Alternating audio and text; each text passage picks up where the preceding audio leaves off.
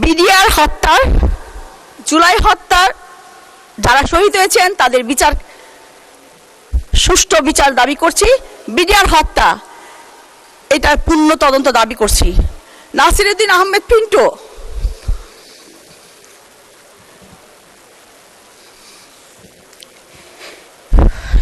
MP আমার আপন বড় ভাই,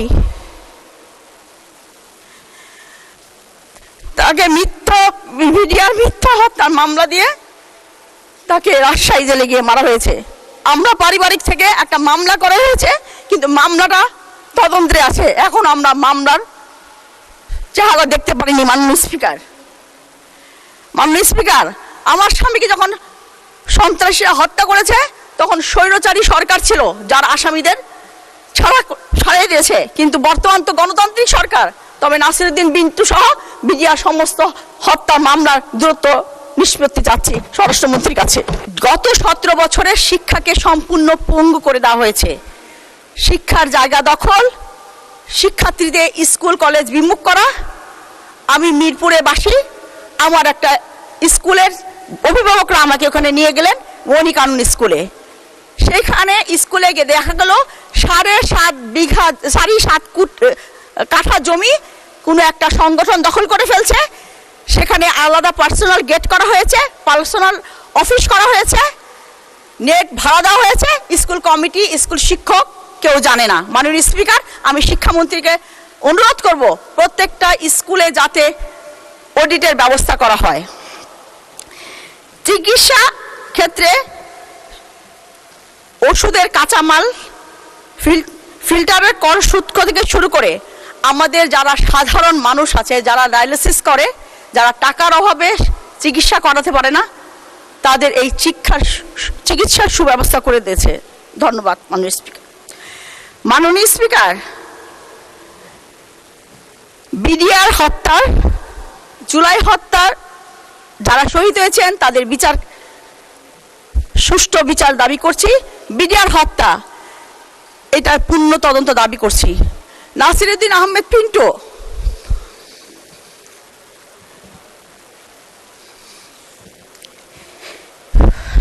এমপি আমার আপন বড় ভাই,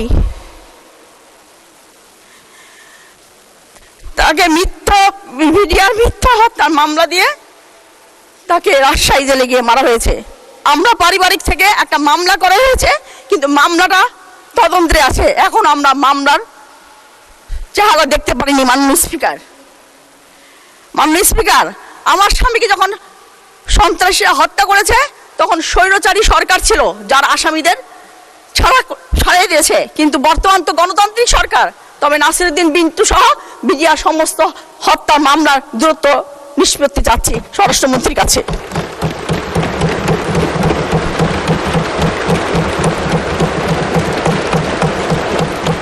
মাননীয় স্পিকার, মাদক একটি সামাজিক ব্যাধি। আমরাও মাদককে না বলি, মাদক থেকে মুক্তি চাই। মাদক শুধু একটা পরিবার না, একটা দেশকে ধ্বংস করে। মাদকের অভিযান পরিচালনা করার জন্য মিরপুর, শাহালি, বাগদাদ রাদিয়াল্লাহু সাল্লাম মাদার শরীফে 14 মে 2026 আল্লাহু আকবার বলে যে হামলা হয়েছিল তার তীব্র নিন্দা জানাচ্ছি। মাননীয় স্পিকার, বন্ধ শিল্প কারখানা চালু করার সিদ্ধান্ত বর্তমানের সরকারের দৃষ্টান্তমূলক পদক্ষেপ। এতে সংস্থানের সৃষ্টি হবে, কর্মসংস্থানের সৃষ্টি হবে এবং দেউলিয়া ও প্রতিষ্ঠানগুলো আবার পুনরায় চালু হবে। মিরপুরে বাংলাদেশের ইনসুলেট অ্যান্ড স্যানিটারি ফ্যাক্টরি লিমিটেডের 2টি ক্লিন সম্পূর্ণভাবে বন্ধ আছে, কোনো প্রকার গ্যাস সাপ্লাই নাই। বর্তমানের এই ফ্যাক্টরিতে বিভিন্ন অবস্থান থেকে 78 কোটি টাকার অর্ডার আছে, কিন্তু এর কাঁচা মাল আসে বিজয়পুর থেকে। 5 বছর ধরে এই বিজয়পুরের মাটি আসছে না, এটা বন্ধ আছে। মাননীয় স্পিকার, ক্রীড়া একটি পেশা, যার উপর করে পেশাগত স্বীকৃতি দেওয়া হয়েছে ক্রীড়াকে। আমাদের মাননীয় প্রধানমন্ত্রী তারেক রহমান 300 জনকে ভাতা এবং কার্ড প্রদান করেছে 1 লক্ষ টাকা করে। এটা পরবর্তীতে 500 জনকে দেওয়া হবে। শুধু তাই না, নতুন 20 স্পোর্টস ইউনিয়ন থেকে উপজেলা, জেলা থেকে বিভাগ ও জাতীয় পর্যায়ে শেষ হবে এতে করে খেলার মাধ্যমে কর্মসংস্থানের সৃষ্টি হবে, চতুর্থ শ্রেণী থেকে ক্রীড়াকে বাধ্য। ধন্যবাদ মাননীয় সদস্য। আচ্ছা, আর 1 মিনিট আপনি কনক্লুড করেন। প্লিজ 2 মিনিট দেন তাহলে। আচ্ছা, 2 মিনিট বলুন। মাননীয় স্পিকার, এই জন্য মাননীয় প্রধানমন্ত্রী এবং যুব ও ক্রীড়ামন্ত্রীকে ধন্যবাদ জানাই। মাননীয় স্পিকার, মুক্তিযোদ্ধা কমপ্লেক্স, চিড়িয়াখানা রোডে যুদ্ধ আহতদের জন্য শহীদ পরিবার বসবাস করার জন্য তৎকালীন প্রেসিডেন্ট জিয়াউর রহমান 25শে মার্চ 1980 সালে ভিত্তি স্থাপন করেছিলেন। পরবর্তীতে 1991 সালে 1 ডিসেম্বরে বেগম খালেদা জিয়া এটা ভিত্তি স্থাপন করেছিলেন। আমি ওইখানকার কাউন্সিল থাকা অবস্থায় আমি ওইখানে যাতায়াত ছিল, সেখানে পুকুর ছিল, মুক্তিযোদ্ধারে ভালোভাবে বসবাস করত। স্বৈর সরকারের পুকুর থেকে শুরু করে যাবতীয় যা ছিল রাস্তাঘাট সব ভুয়া মুক্তিযুদ্ধ নামে বরাদ্দ দিয়ে বিক্রি করে দিয়েছে। 400 মুক্তিযোদ্ধা অমানবিক জীবনযাপন করতেছে।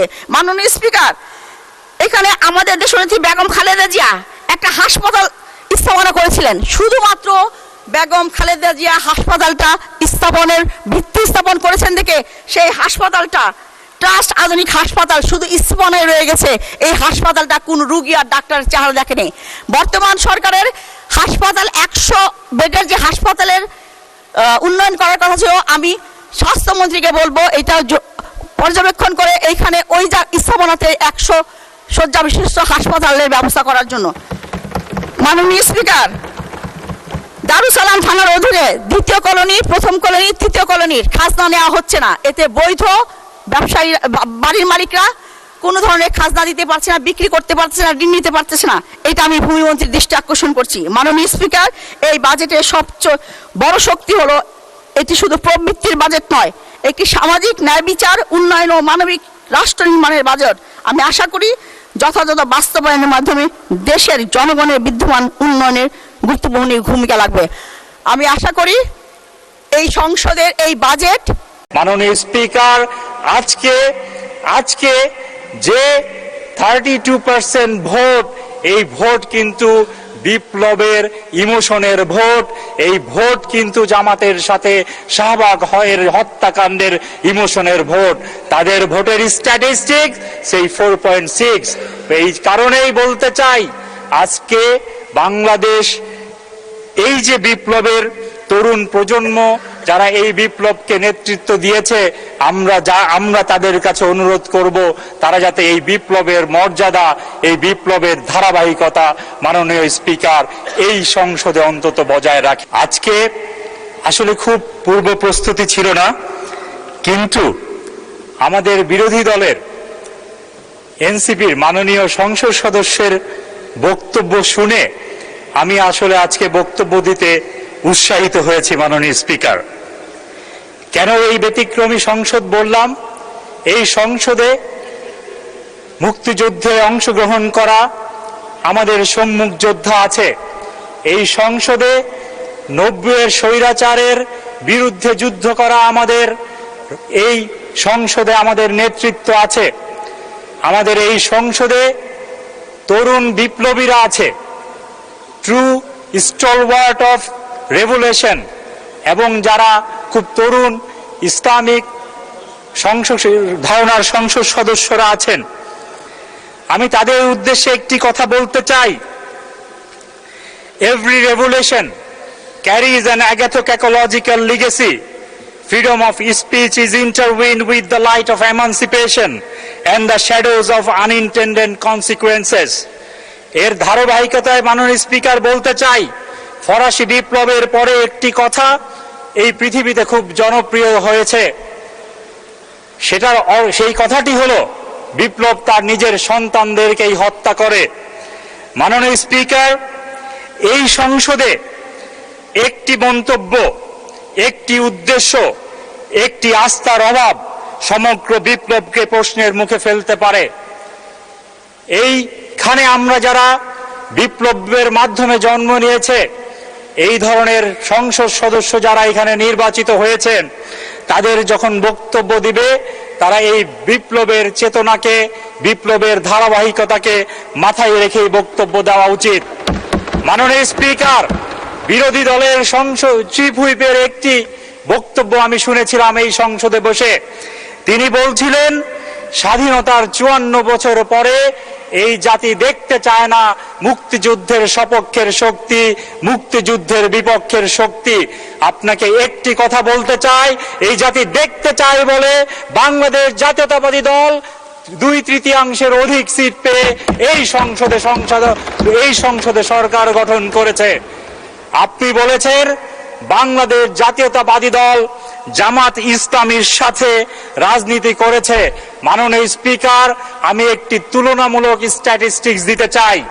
1942 সালে মওদুদী সাহেবের হাত ধরে জন্ম নেয় এই জামাত। 1954 সালে আসলে যুক্ত ফ্রন্টের ইলেকশনের পরে নারী নেতৃত্বের বিরুদ্ধে কথা বলা এই জামাত প্রথম ফাতেমা জিন্নাকে সাপোর্ট করে তার স্ববিরোধী রাজনীতি শুরু করেছিল এই পূর্ববঙ্গে। মাননীয় স্পিকার, একটি কথা বলতে চাই, 1970 সালে এই জামাত ছিল ইনসিগনিফিকেন্ট। 1971 সালের 22 নভেম্বর প্রথম এই বাংলাদেশ থেকে তারা পালিয়ে গিয়েছিল। 1978 সালে ফেরত এসে 1979 সালে যখন নির্বাচনে অংশগ্রহণ করে তারা ইসলামিক ডেমোক্রেটিক লীগ নামে এই বাংলাদেশে রাজনীতিতে অংশগ্রহণ করেছিল। 1986 সালের কাহিনী আমরা জানি, তারা কিন্তু 10টি সিট পেয়েছিল। 1991 সালে এই জামাত এই বাংলাদেশে 18টি সিট পেয়েছিল। এই 1996 সালে 3টি, 2001 সালে 17টি, 2008 সালে 2টি। ভোটের পার্সেন্টেজ ছিল অ্যাভারেজে 4.6%।